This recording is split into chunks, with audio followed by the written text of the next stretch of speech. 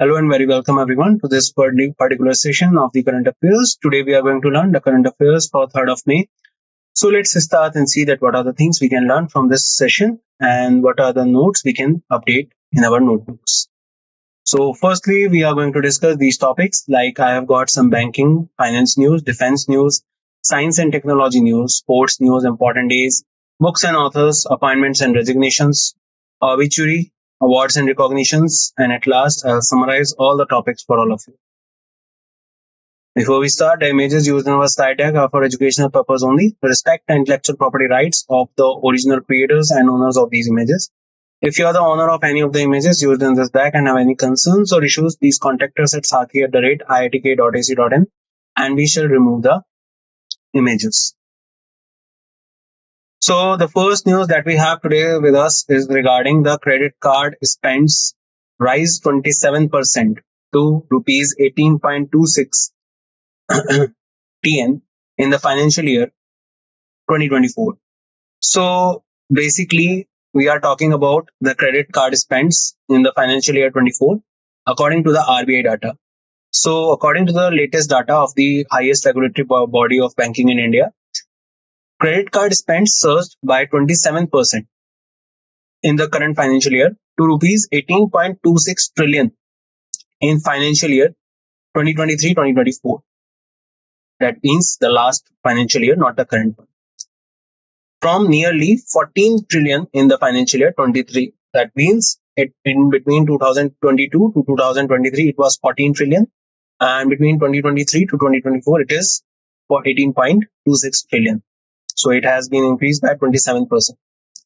Credit card spending rose by nearly 10.07% to rupees 1.64 trillion from 1.49 trillion in February 2024. So current year, if we talk about, in March, it has rose by 10.07% from 1 to 1.64 from 1.49.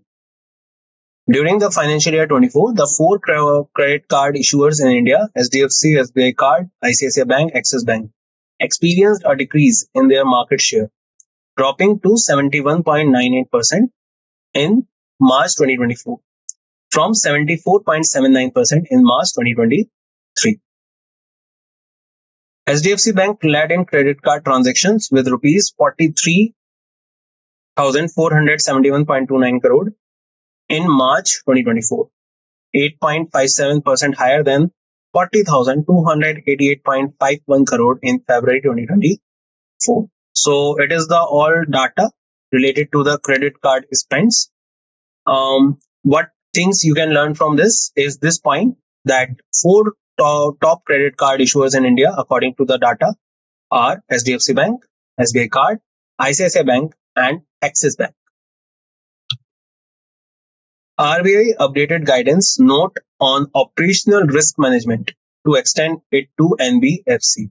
So recently, on 30th April, RBI issued the updated guidance note on operational risk management and operational resilience for the financial sector. This updated extends the guidelines to non-banking financial companies, including housing finance companies. The updated note revises the guidance note on management to operational risk dated October 14, 2005. So according to the RBI guidelines, operation risk management to extend it to NBFC, that is the non-banking financial companies in India. RBI launches EIESH and CCS to get inputs for June 2024 monetary policy. So in every quarter, RBI declares the monetary policy, that is the rates regarding repo rate, reverse repo rate. And for that purpose, they have launched the IESH and CCS to get the inputs for declaring the monetary policy in June. So in April 29, Reserve Bank of India launched two surveys. One is the inflation expectation surveys of household and consumer confidence survey. So these are the two surveys on the basis of which they will calculate the things and they will declare the further monetary policies. IESH targets subjective assessments on price movements, inflation based on individual consumption baskets across 19 cities. CCS gathers qualitative response from households regarding sentiments on the general economic situation, employment scenario, price level, household income, and spending. Answer Research Group Private Limited, Mumbai has been engaged to conduct both surveys on behalf of the RBI. So RBI has issued new type of particular surveys that are IESH, that is on the basis of expectation survey of household, and consumer confidence surveys, on the basis of which further in June they will declare the next monetary policy. Yes Bank and ANQ Finance partnered to launch PI and P co-branded credit cards. So Yes Bank has partnered with Bangalore-based ANQ Finance to launch two co-branded credit cards, P and P. So with Yes Bank and ANQ, they are particularly coming together to launch two new type of credit cards. P credit card is digital online card for seamless credit on the UPI for domestic transactions with no joining or annual fees. The fee credit card is a physical card for both domestic and international purchases, offering rewards across dining, travel, and other categories. So basically, P card is for normal purchase and domestic use, and P card is for international purchases and domestic as well as international, and offering rewards across dining. That means if you go to a restaurant and if you use this card, so on that point, they will give you reward points, travel, and other categories. P credit card is complimentary and issued against the P credit card. So remember, Yes Bank and ANQ Finance, they are coming together for this one. Neobank P secures NBFC license from RBI. So Fee, the new bank platform of EPI FI Technologies, has received non-banking financial company license from the RBI. A new type of new bank platform that is being endorsed into the non-banking financial company services has got the license from the RBI. NBFC license will enable the fee to offer loans from its own books, eliminating the need for external dependencies such as banks and other NBFCs. EP5 Technologies is backed by Peak, XV, and Timsec. So remember the name New Bank P. They have secured the license for the non-banking financial company from the RBI recently. Worldline e-payment India received the RBI approval to operate as a payment aggregator. So Worldline e-payment India Private Limited, they have received approval from RBI to operate as the payment aggregator under the Payment Settlement System Act 2007. Worldline e-payment India is a part of the Worldline Group, which provides services like in-store online secure payment processing. Platform works with various merchants from different segments such as e-commerce, retail, utilities, education, travel, hospitality, or digital payments. So for this purpose, the Worldline e-payment India has received the RBI approval to operate as the payment aggregator. Recently, RBI has also introduced the FinQuery, a new type of inquiry system in Mumbai, Maharashtra, where the fintech companies can go and inquire about the things related to the guidelines and particular circulars of the RBI related to the fintech payment companies. NIPL and Bank of Namibia Inc. pact to develop UPI-like payment system for Namibia. Now, we discussed in some of the last sessions that NPCI is collaborating with Maldives to provide ecosystem of UPI in Maldives, as well as the first country of South America, Peru, also is starting an online payment system with the help of NPCI. Now, NPCI International Payment Limited have signed a pact with Bank of Namibia to develop a unified payment interface like instant payment system for Namibia. This partnership aims to modernize Namibia's financial ecosystem by leveraging India's UPI experience and technology. The platform will enhance digital financial service and facilitate real-time person-to-person and person-to-merchant payment transactions in Namibia, as we can see in India also. Benefit include enhancement payment, interoperability, and improved financial access for underserved populations. So remember, NIPL and Bank of Namibia, they are got into the pact to develop a payment system in Namibia, a country in Africa. Grow receives license to operate as a payment aggregator. Again, another company, that is Grow. They have also received to be working as a payment aggregator in India from the highest regulatory body of banking in India. So Grow Pay Service Limited secured online payment aggregator license from RBI. License will allow Grow to enable e-commerce transactions through UPI app GrowPay.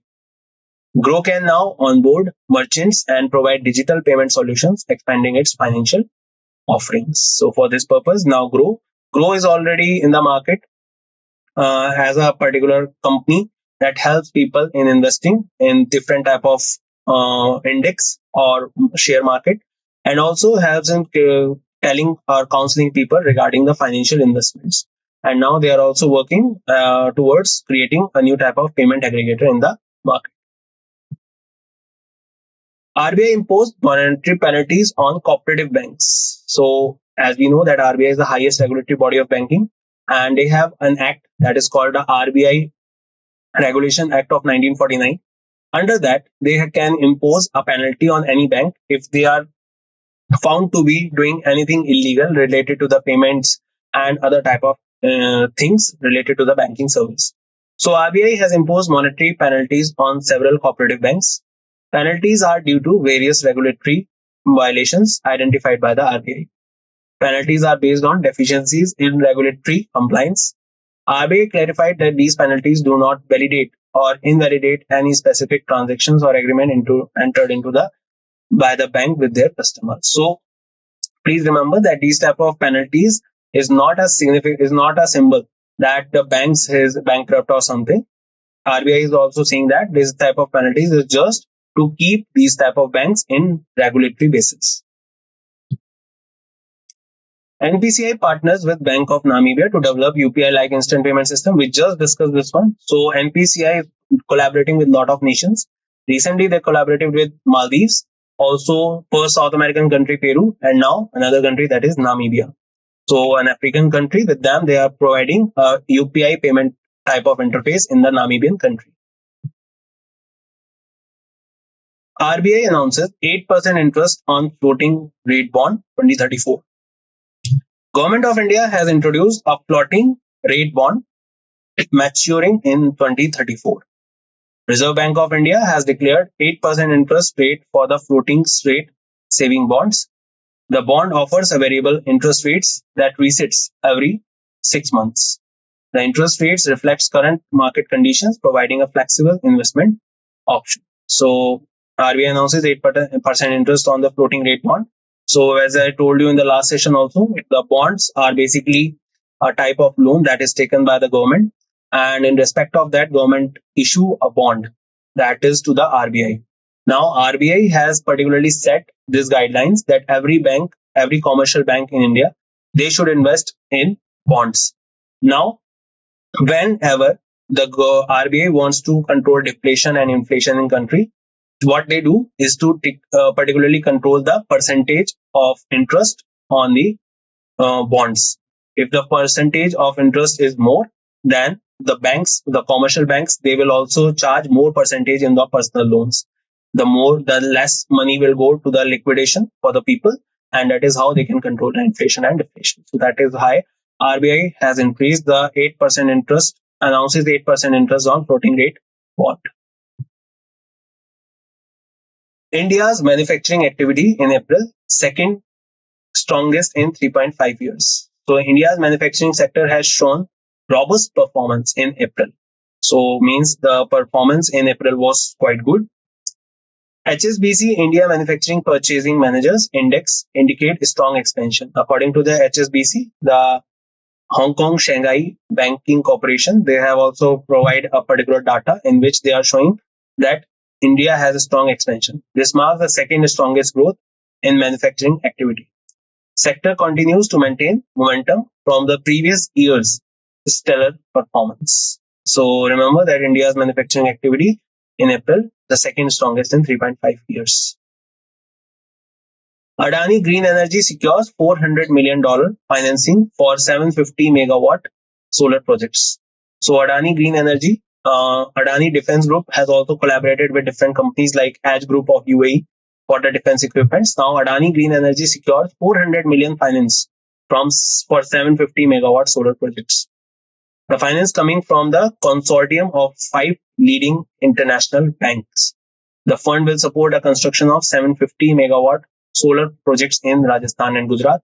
These projects are expected to come online from November 2024 onwards. So Adani Green Energy is now collaborating with international banks to secure 400 million loans finance for 750 megawatt solar projects. Former Bharat Pay COO Dhruv Pahal launches Eternal Capital VC Fund. So Bharat Pay is a fintech company in India and it provides the payment system for through UPI. So former Bharat COO Dhruv Dhanraj Bahal launched new venture capital fund. The fund name Eternal Capital has a subsequent corpus of rupees 240 crore. The fund includes green show option, providing additional investment flexibility.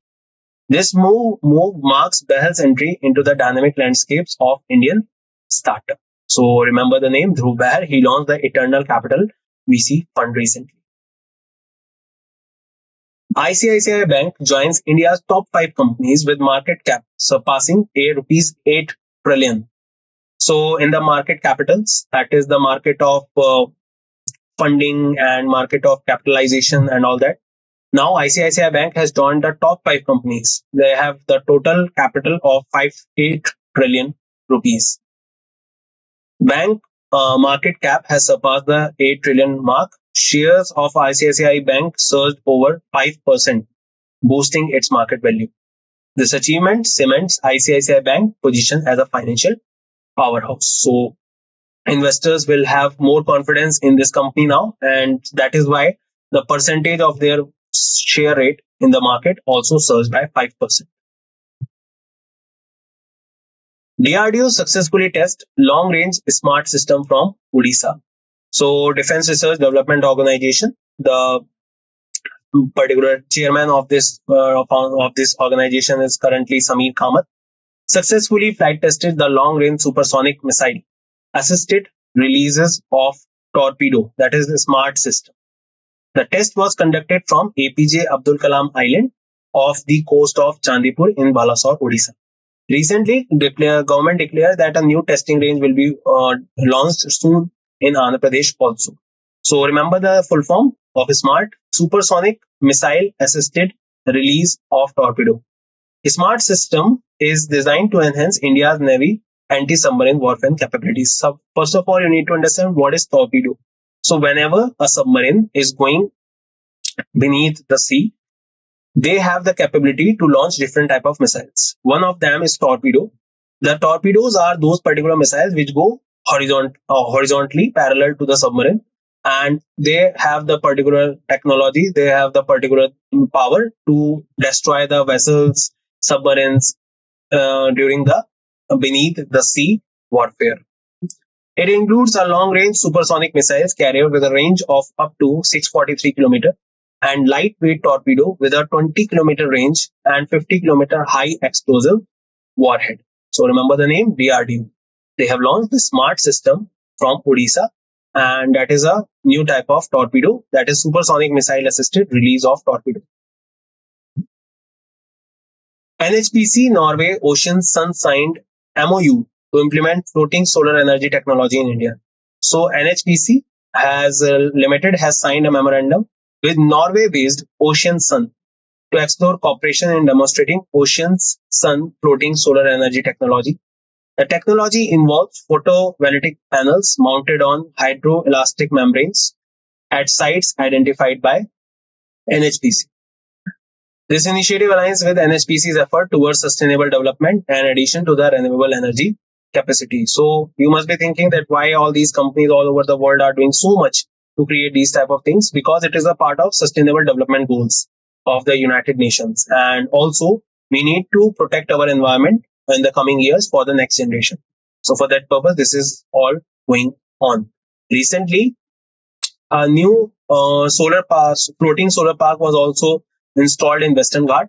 The largest floating solar park of India or the world is in Omkareshwar Dam, that is in Madhya Pradesh, in Narmada River. And apart from that, if we talk about the ISA, the International Solar Alliance headquarters is in Gurugram, and recently the number of countries that has joined ISA has become 101. Micron Ventures in India rollout of first Indian-made chips. So India is working towards two manufacturing hubs. One is the semiconductor hub, with the help of different companies like European Investment Bank and all other, and also towards other thing, that is the lithium based batteries. So in doing so, now India Micron Ventures in India roll out the first Indian made chips. So Micron India Sanand unit is set to unveil first batch of domestically manufactured semiconductor chip in 2025. The focus will be on global exportations of these chips. Anand Ramamurthy, the managing director, highlighted the global demand and strategic partnership. The venture emphasizes agility and addresses the scarcity of talent in niche domains like cyber security. So basically, their particular working is towards cyber security, and now they are done to launch their first batch of domestically manufactured semiconductor chip, and that is being done by Micron India's Sananand. Just to add, semiconductors hub are being created in two places majorly. One is in the Karnataka region in Bangalore, and another one in the gift city near Gandhinagar, Gujarat. So that is the point you can add into this particular news. Pied bestow Grandmaster title to Indian chess player Vaishali Ramesh Babu. So you must remember her name. She is the sister of Pragnanan, who particularly was in competition with Magnus Carlsen last year. So Indian chess player Vaishali Ramesh Babu has been officially bestowed with the title Grandmaster by the International Chess Federation. Now she has been called a Grandmaster. She and her brother, GM Ramesh Babu Pragnanand, are the world first Grandmaster brother-sister duo. Remember this point, very important. Vaishali became the 84th Indian GM and 42nd woman from any country to hold a GM title. She completed the requisite 2500 ELO points in the 4 EL Llobregat Open in Barcelona, Spain in 2023. So recently, during a particular competition in Barcelona, Spain, she got the total number of points to 2500 ELO. That marks her point to become the Grandmaster. Now, she has become the 84th Indian Grandmaster overall. And Ramesh Babu Pragnanand and Vaishali Ramesh Babu, they are the first sister-brother duo who has particularly got this particular title of Grandmaster, and they are the first particular sister-brother duo. Amul becomes the leading sponsor for USA and South Africa in T20 World Cup. So upcoming T20 World Cup, that is in June, India dairy giant Amul Cooperative, has been named the leading arm sponsor for the USA and South African cricket team. This time, the T20 World Cup was going to be held in USA and West Indies. And if we talk about USA is a country where the cricket is a pioneer thing. Baseball is the main thing there. So USA team is also going to participate in the T20 World Cup, and Indian dairy giant, that is Amul, is going to sponsor them, and also the South African cricket team. This sponsorship is for the highly anticipated T20 World Cup in June 2024. Just to add, Amul also sponsored the team contingent in the 2023 Hangzhou Asian Games. Amul branding will be prominently displayed on the team's uniform. The sponsorship underscores Amul's commitment to supporting international sports. ICC imposes 5-year ban on West Indies cricketer Devon Thomas for anti-corruption breaches. So, International Cricket Council, the highest regulatory body of cricket in the world, based in Dubai, has imposed a 5-year ban on West Indies cricketer Devon Thomas. Thomas admitted to breaching multiple anti-corruption codes. Ban prohibits him from participating in all forms of cricket. ICC decision reflects its strict stance on maintaining the integrity of the sport. So remember, Devon Thomas, West Indies player, has been banned by ICC, and he's from West Indies. India to host 2025 BWF World Junior Badminton Championship in Guwahati. So India will host the 2025 BWF World Junior Championship. The event will take place at the National Center of Excellence in Guwahati. This is the first time since 2008 India will host this premier badminton event. The announcement marks a significant milestone for Indian badminton. So India is going to host the 2025 BWF World Junior Badminton Championship. To add to this, recently the Asian Women Championship of Hockey is going to be held in Bihar. And apart from that, the FIH Under 17 Hockey World Cup is also going to be held in India. So all these tournaments. Apart from that, if we talk about, so India is also working toward two major events to organize in India. One is the junior, one is the youth Olympics of 2030. India is bidding for it, and another one that is a very optimistic event, highly optimistic event. India is wanted to organize in India. That is 2036 Olympics, and India is quite good bidding for this one and preparing themselves for this one. So remember all these points. World Immunization Week 2024, 24 to 30th of April. World Immunization Week is annually observed across the globe in the last week of April to highlight efforts required to protect individuals from vaccine preventable diseases. World Immunization Week was observed from 24 to 30th of April. WIW 2024 commemorates 50th anniversary of the World Health Organization Essential Program on Immunization. The theme of World Immunization Week 2024 is humanly possible immunization for all. So remember, World Immunization Week 24 to 30th of April is being organized recently. International Workers Day, 1st of May. So International Workers Day, or also known as International Labour's Day, is observed globally on 1st of May to promote workers' rights and honors their contribution. The day aims to pay tribute to the struggle of workers for their rights and decent working conditions. The origin of May Day can be traced back to the 1886 Haymarket Massacre in Chicago. 1889, the Second International announced that May 1 would be marked as the International Workers' Day or Labour's Day. So this day is commemorated to the incident of the 1886 Haymarket Massacre in Chicago. World Press Freedom Day on 3rd of May. So World Press Freedom Day is observed globally on 3rd of May. Event honors the fundamental principles of press freedom. In our constitution, if we talk about Article 19, Clause 1 talks about the freedom of 6 different type of freedom. And if we talk in that, then the first subclause also talks about the freedom of press in India.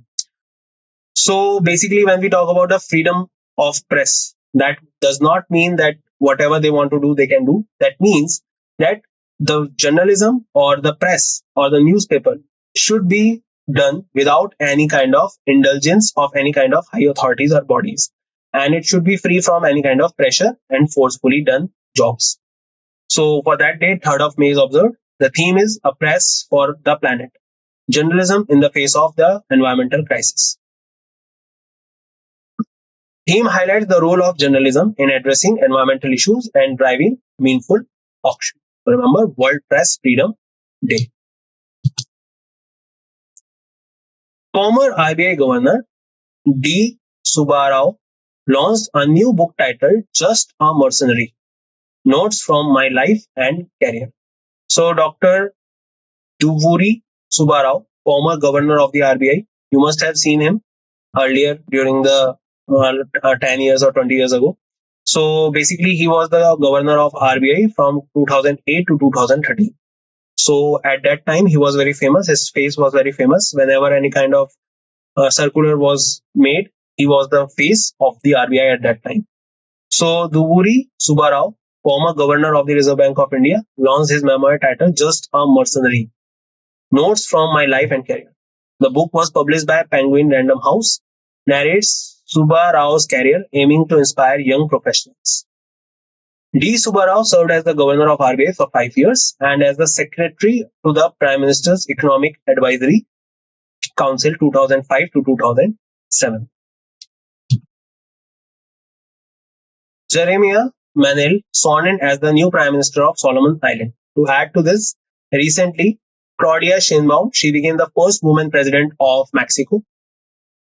Kais Saied, he became the second time president of Tunisia. And just to add one more, Starmer recently won the elections in UK and he's from Labour's party, and he became the Prime Minister of UK recently, replacing Rishi Sunak.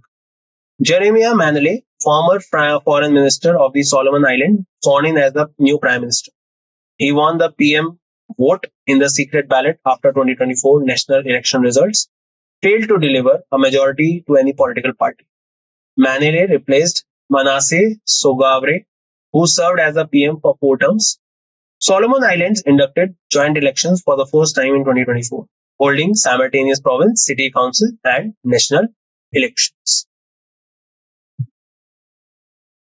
Solomon Island elects pro-China leader Jeremiah Manele as the new Prime Minister. We just discussed about him. So please remember the name Solomon Islands new Prime Minister, that is Jeremiah Manele.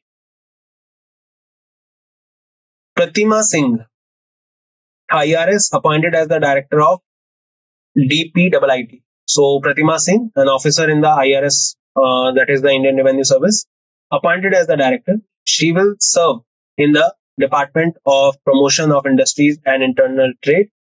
The appointment was announced by the Department of Personnel and Training. Singh's new role is expected to enhance the department's strategic initiatives. So remember the name Pratima Singh. She has been appointed as the director of the DPIIT, Department of Promotion of Industries and Internal Trade. Veteran politician, former Union Minister V. Srinivas Prasad passed away at 76. So, veteran politician V. Srinivas Prasad passed away at the age of 76. Prasad was a Bharatiya Janata Party member of parliament and a former Union Minister.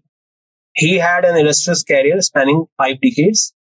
Prasad passing marks a significant loss for the Indian political landscape. So remember his name, veteran politician and former Union Minister V. Srinivas. Designer Bhavi Mehta wins Oxford Bookstore Book Cover Prize 2024 for the book Beautiful. Designer Bhavi Mehta won 9th edition of the Oxford Bookstore Book Cover Prize for creating the book jacket of Pradeep Sebastian's The Book Beautiful.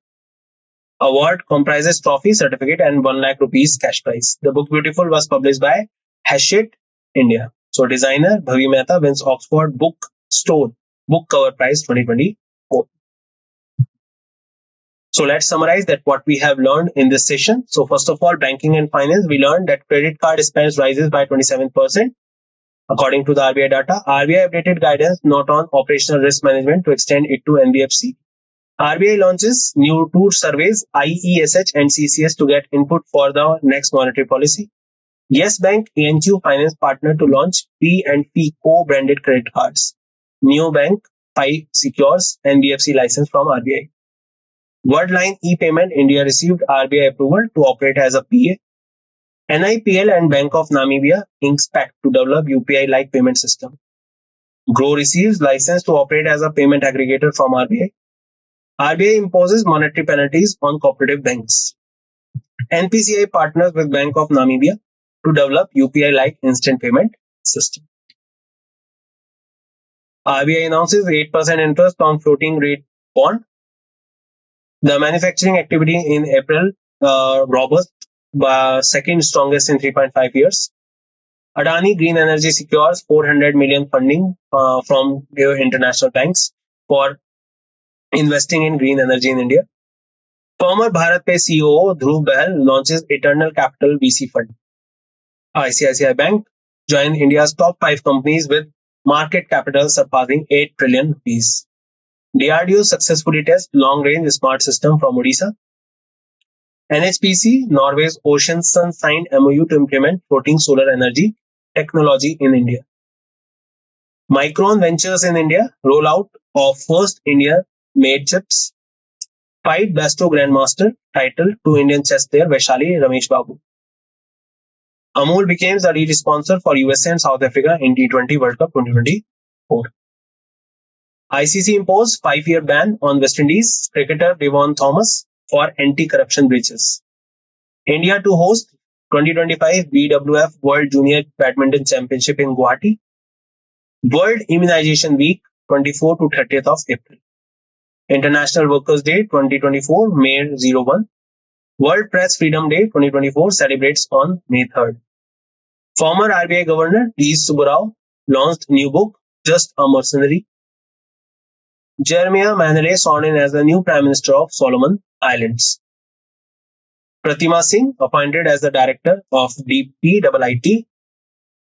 Veteran politician, former Union Minister V. Srinivas Prasad passed away. Designer Bhavi Mehta wins Oxford Bookstore Book Cover Prize 2024 for the book Beautiful. And that's it in this session.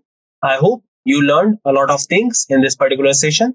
And we will meet once again in next session, in which we will take a look at some more current affairs and we will talk about some important facts and related things to that. Till then, bye bye, take care everyone, and see you soon.